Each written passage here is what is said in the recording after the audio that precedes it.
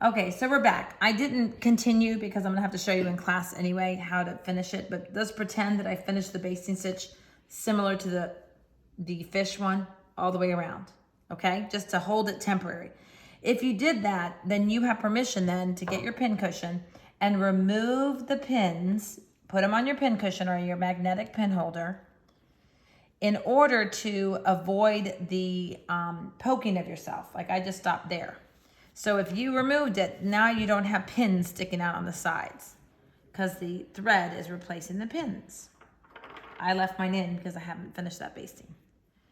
All right, so now I have do it again at an angle, go through the eye of the needle, sorry. And I really want everyone to try to do this themselves because the more you do it yourself, the more you're gonna learn. Double it up again, make it long.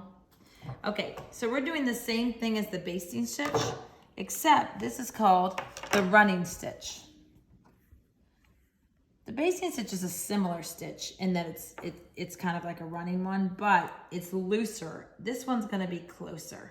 I'm knotting it, remember what we said. Wrap it around your fingers, I'll show you that again. Wrap it, double it, keep doing it, it comes off your fingers. Keep rubbing, rubbing, rubbing, because that action of rubbing makes it have a knot. Perfect. Okay, so now that's the basting stitch, which we can remove later. Now we're doing the running stitch. We're gonna go ahead and continue. You're gonna go on the line that we drew. Pull all the way to the end. It seems I have a lot of different knots, so I made it find the end.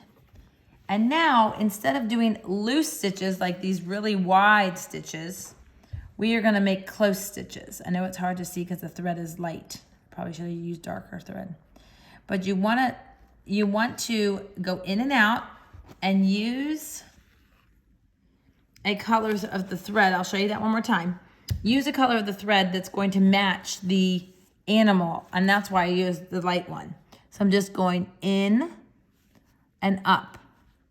And then right back down. I'm not pulling it up. In and up.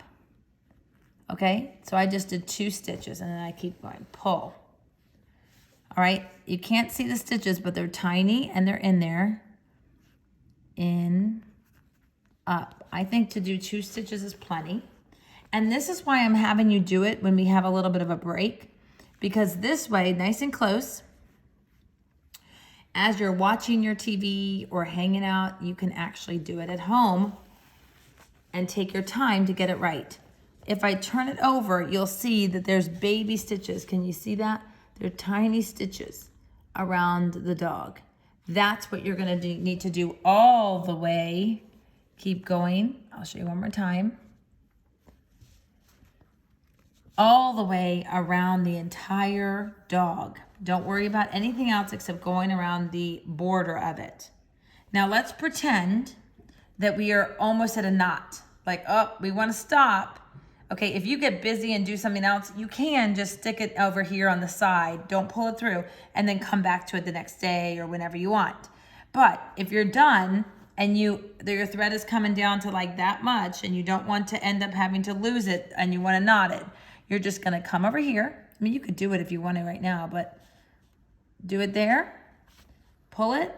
It's critical you do it before you get to it. Pull it, pull it, pull it until you see that little loop. And then you're gonna go through the circle to make a knot. We're gonna do this when we do our sewing on a button too. If you feel better about doing that just before you leave it, you can just go like that.